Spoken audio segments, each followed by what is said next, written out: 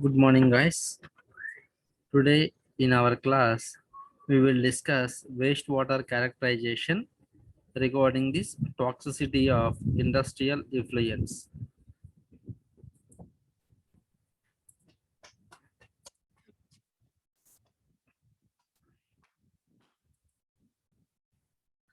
Guys, actually, water. Water means we have plenty of water entire in the earth, including oceans, rivers, glaciers, groundwater, something. But that much of water, that is a lot of water quantity and quality is not useful to human mankinds.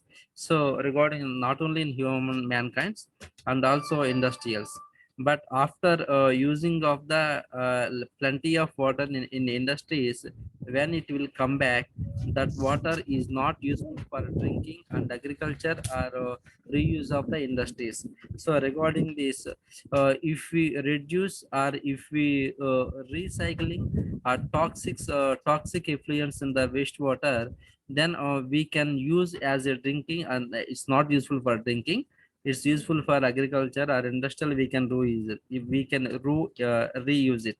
So regarding this, we will discuss about what are the toxic effluents in the wastewater and how to remove it. We can do be the process, guys. Here,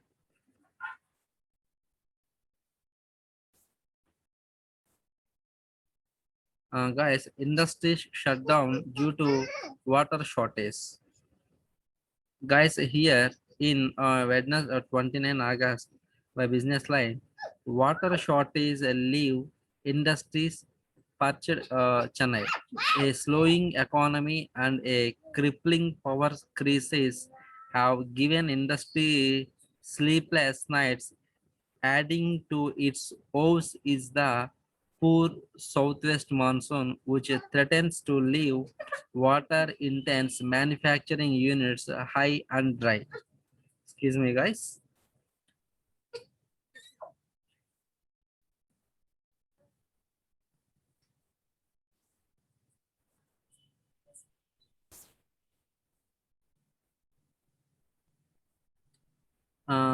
In units high and dry. Companies that have invested on rainwater harvesting and other water saving systems are managing to tide over the shortfall. But production at a few manufacturing facilities has been hampered. For instance, Southern Petrochemical Industries Corporation (SPIC) has completely stopped production and at its static Tuticorin plant in southern Tamil Nadu. As there is no water supply, the company said production has been suspended due to reasons beyond its control, and that production would resume once the water supply is restored. Last month, uh, Grasim Industries suspended production at its stable fiber plant in Nagada, Madhya Pradesh. Also, output at its chlor alkali plant was reduced by half. However, with the delayed onset of the monsoon, work at these plants resumed gradually. Alkyl amines chemicals to face production constraints with the Maharashtra Industrial Development Corporation restricting water supply to various industrial units in Kurkumba. Water availability has improved at Kurkumba and the company's operations have been normalized. But industrial units in the area may still not be out of the woods.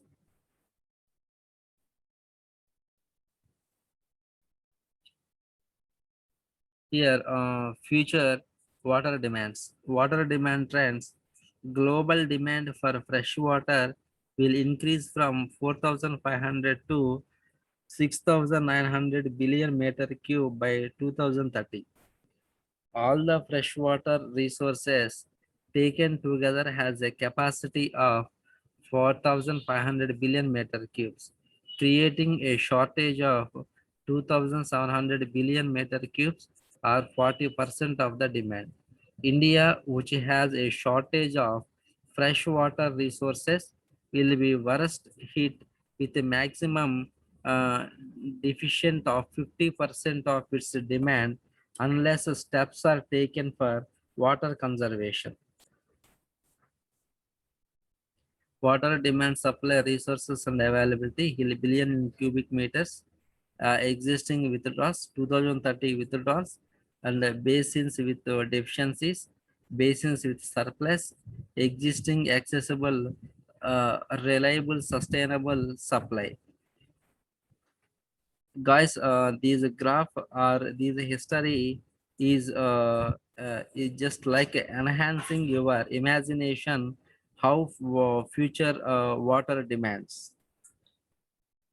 Water scarcity and pollution. India's industrial zones are located in water stressed regions. Wastewater generation and its use. Guys, here India generates 18 billion meter cubes of wastewater every year. Not all wastewater from domestic and industry is treated. Only 30% and 7% of sewage from Tier 1 and 2 cities is treated. The rest is discharged untreated into rivers and fields. Untreated water is contaminating surface and groundwater resources. Treatment and recycle will save precious natural resources from pollution, generate additional 32 billion meter cube water for reuse annually, both for industry and domestic sectors. Wastewater recycle and reuse can be new water resources and help reduce water stress. Industrial effluents and heavy metals. Guys, here dangerous metals in effluents. Study shows that some of the major industries discharge dangerous heavy metals which are considered to be highly toxic: chromium, nickel, cadmium, zinc, lead, and copper. Uh, these leads to contamination of ground as well as surface water that leads to long lasting health problems and threatens the aquatic life of the marshy lands and the landfill into the sea. Here, a study conducted of the industrial belt in Taloja, Navi Mumbai showed dangerous levels of heavy metals being discharged in the effluents from the industries in the area. Here, heavy metals in industry effluent milligram per liter. Here, guys, here we need to analysis this graph. Heavy metals in industrial effluent. Here, guys, zero chromium, cadmium, nickel, zinc, lead, and copper and ferrous. Guys, here this is the actual, and also these pollutants from the engineering side, paper mill side, and fine chemicals and dyes also is there. But here from this graph we can analyze these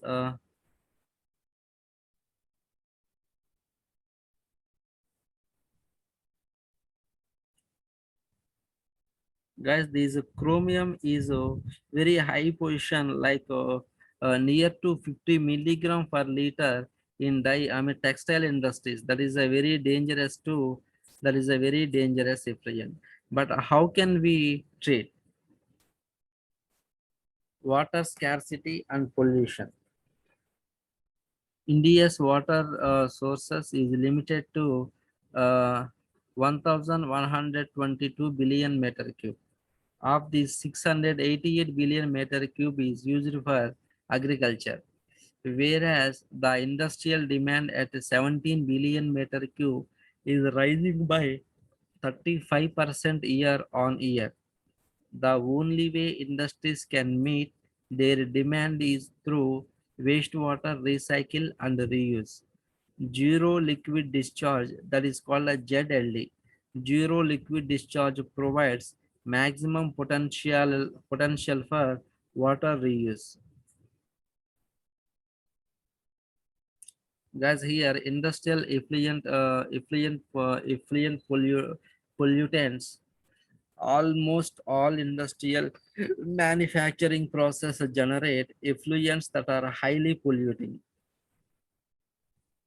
Major industrial effluent pollutants, refineries, toxic hydrocarbons, oils and grease with a high biological oxygen demand and chemical oxygen demand, BOD and COD. The refinery is the one of the major industry effluent pollutants delivered in water. And battery manufacturing, lead, heavy metals and acids are releasing in the water. And textiles, dye, color and surfactants, phenols, heavy metals like chromium, copper, zinc, lead or nickel, and halogens and amines. So finally, from this PPT slide, we come to know the major industry effluent pollutants are refineries, battery manufacturing, and textiles, and chemical and pharma. From chemical and pharma, organic solvents, methanol, toluene, hexane, and branched chain fatty acids and ketone is from the chemical and pharma. And paints and links and inks, heavy metals and solvents, pulp and paper, high BOD and COD, heavy metals, inflammable solvents, metal. And the metals, low pH as acid waste, heavy metals and cyanide waste and paint waste. Beverages and from the beverages and sugar industries, spent wash containing methanol, high BOD and COD, and leather and tanning, BOD and COD, sulfate, chromium, oil and grease. So industrial wastewater treatments, methods and technologies. Yes. Guys, uh, PGO are physical methods and chemical methods.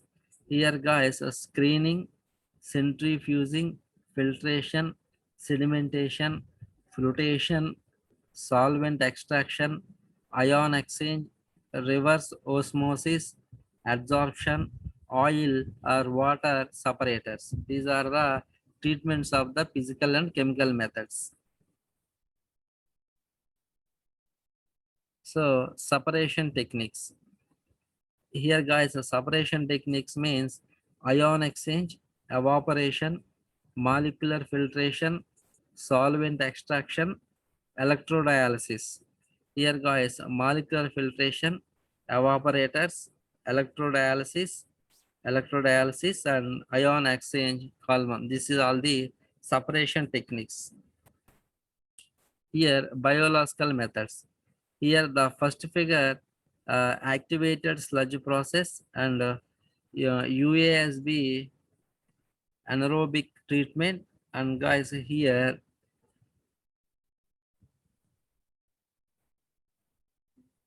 attached growth treatment.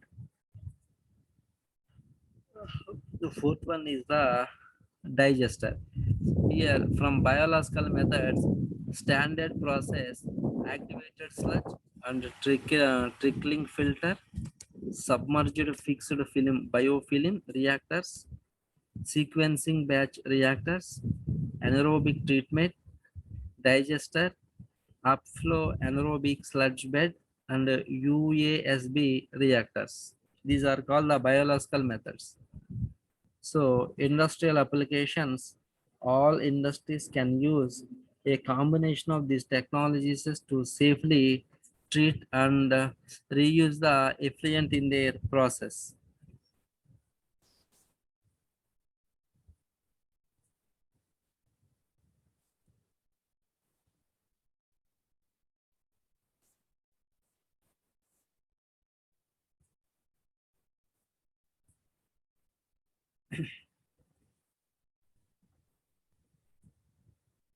Here, a recycle of textile effluent, recycling of dye bath wastewater applied for those dyes, direct disperse acid and basic, which are not decomposed during dyeing. Reconstitution of dye bath gives saving of water dyes and auxiliaries.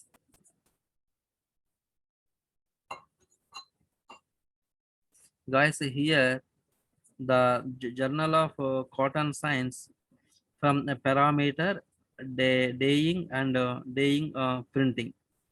Here BOD BODS dye in dyeing industry 200 to 570 milligram per liter, but dyeing and printing 300 to 480 milligram per liter. And the COD in dyeing process 640 to 1200 milligram per liter, but dyeing and printing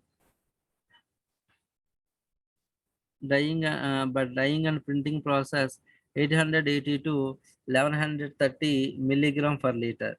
Here TSS in dyeing process 320 to 940 milligram per liter, but here dyeing and printing process 200 to 450 milligram per liter.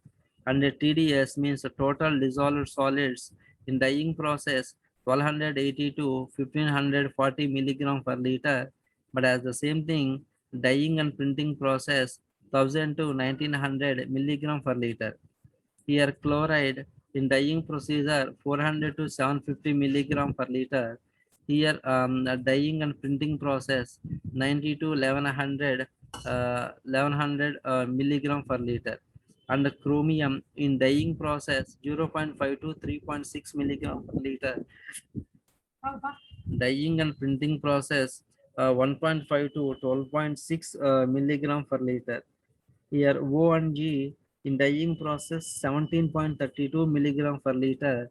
Here dyeing and printing process 11 to 40 milligram per liter. And the copper in dyeing process 0.4 to 0.5 milligram per liter. As the same copper in dyeing and printing process 0.10 milligram per liter. The journal of this is the data acquired from the Journal of Cotton Sciences. Here guys, wash water collection tank. The first one is from wash water collection tank, flocculation tank, from flocculation tank to primary clarifier, from primary clarifier to biological treatments, from biological treatment to secondary clarifier, from secondary clarifier to filtration and ozonation, and from filtration and ozonation to RO stage 1 and RO stage 1 and RO stage 1 to textile dyeing process, and textile dyeing process to again it will going to wash water collection tank or dye bath wash water. And guys, here from RO stage 1 to it's going to RO stage 2, RO stage 2 evaporators the crystallizations. And one more thing is from RO stage 2 to textiling and dyeing process, and it's going to again wash water collection tank or dye bath wash water. And here also from dye bath or wastewater from filtered bed to nano filtration, from nano filtration to again it will go to the textile dyeing process from wash water collection tank, or from textile dyeing process to dye bath or wash water. And again here from nano filtration one section is evaporators to crystallizers. This is the recycle of the textile effluent. And zero liquid discharge system for molasses based distilleries.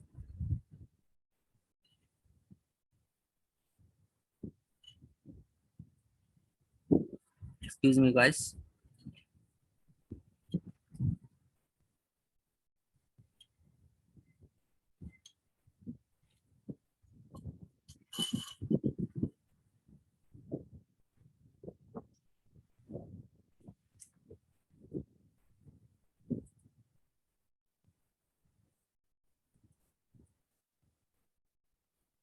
And guys, here zero liquid discharge system for molasses based distilleries from parameter BOD5, COD and TSS, here pH. For example, if we take the parameter BOD5 milligram per liter, direct spent wash is 40,000 to 60,000. Biomethonated for 5,000 to 8,000. And if you, for example, if we take the COD, chemical oxygen demand milligram per liter, the direct spent wash is 80,000 to 1 lakh. And in biomethane 20,000 to 25,000. And TSS milligram per liter, that from direct spent wash 60,000 to 1 lakh 20,000 milligram per liter. Here biomethane 35,000 to 40,000. From pH, from direct spent wash 4 to 5.3, but pH for biomethane 7 to 7.5. Here guys, the zero liquid discharge system for molasses based distilleries, starting from biomethanation. From biomethanation to is going to the concentration by evaporation or RO, and this is the one section. And from another section, distillery is going to wash to, it's come to the concentration by evaporation and RO. And from the concentration by evaporation RO is going to the concentrate. And the second thing is the reusable condensate water. From concentrator, it's going to the again two directions, spray dryer and rotatory dryer. Here mixed with rice husk or baggage. From spray dryer to it's come to the powder or mixed fuel. From powder and mixed fuel to air heater also one section. From air heater to rotatory dryer is the another section. And rotatory dryer to again powder and mixed fuel is the one section. From powder and mixed fuel, second section is the air heater. From air heater to again it's going to the concentration by evaporation RO. And gas again just and from powder or mixed fuel to boiler, and boiler to turbine, and turbine to back pressure or bleed stream for process use, or turbine to power generation. This is the zero liquid discharge system for molasses based distilleries. Here also metal recovery from electroflatting effluent. Chemical dosing, from chemical dosing to the chemical reaction tank, and the equipment to wash down water also comes to the chemical reaction tank. And from chemical reaction tank to clarifier settings, and the clarifier settings to reused for paste makeup and for acid dilution in the electrolysis makeup area. And again it's from clarifier setting to solid collection. From solid collection to the solids should be returned to paste makeup with some blowdown. And guys, stream with oil and grease comes to the oil and grease removal treatment. From oil and grease removal treatment to chemical dosing or common collections sump. Here manufacturing facility effluent also comes to the common collection sump. From common collection sump to chemical reaction tank. From chemical reaction tank to clarifier setting. From clarifier setting to media filtration to collection tank. From collection tank to ion exchange to reuse of wastewater industry. This is the metal recovery from electrofloating effluent. This is also a metal recovery from electrofloating effluent. Here guys, addition of ferrous sulfide to pH adjustment, from pH adjustment to slow mixing, from slow mixing to sedimentation to filtration. Here recovery of metals is accomplished by alkaline, sulfide, phosphate or carbonate precipitation. From these And guys, here from 1 to, if the wastewater contain fluoride, then use of lime as the precipitating agent. From these two, for chromium plus 6 addition of slightly soluble and FeS4 will affect sulfide precipitation of metals, and at the same time reduce the hexavalent chrome to chromium plus 3 wishes is for less toxic. From if the pH is maintained between 8.0 and 90 during this process, then the trivalent chrome will be precipitated as the hydroxide. The product water can then be returned to the process for use as either floating bath makeup water or rinse makeup water.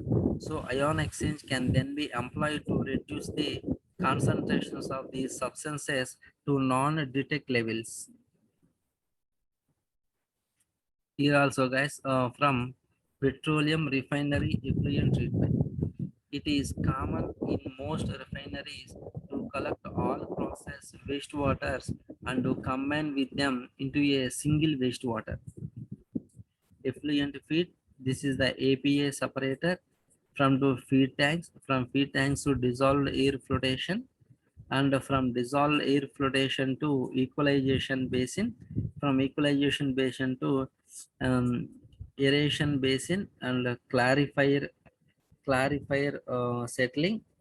From these to sludge recycle or sludge wastage, activated sludge process. This is activated sludge process from petroleum refinery effluent treatment. Guys, this is the chemical pharma effluent treatment.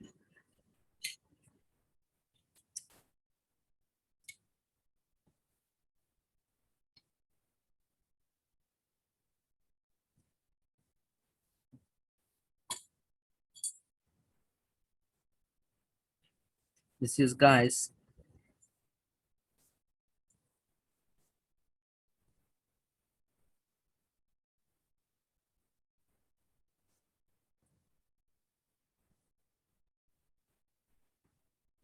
chemical and pharma effluent treatment, pH control dosing to equalization, from equalization to dissolved air flotation DAF, from DAF to chemical reaction precipitation, and from chemical and dosing to chemical reaction precipitation. From these two, and again it come to the MBBR biological reactor. Micronutrients dosing also comes to the MBBR biological reactor. From MBBR biological reactor, it goes to the clarifier.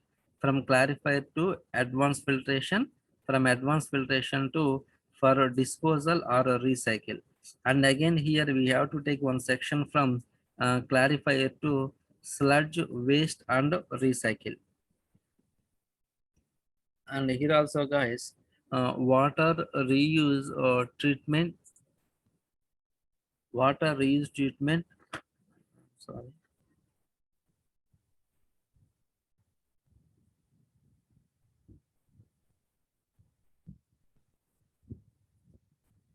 Trains. Okay. And guys here water reuse treatment trains. Here from free treatment to primary, from primary to activated sludge, from activated sludge to clarifier, clarifier to chemicals, from chemical to sand filter to disinfection. And also here again from primary to first raw sewage, from raw sewage to screening, screening to MBR, from MBR to disinfection. And again here guys, from clarify to it will take uh, MF by UF or disinfection, and from MF and UF to reverse osmosis, from reverse osmosis to disinfection oxidation. And here guys, from MBR we take, from MBR, from MBR to reverse osmosis, from reverse osmosis to disinfection oxidation. So guys,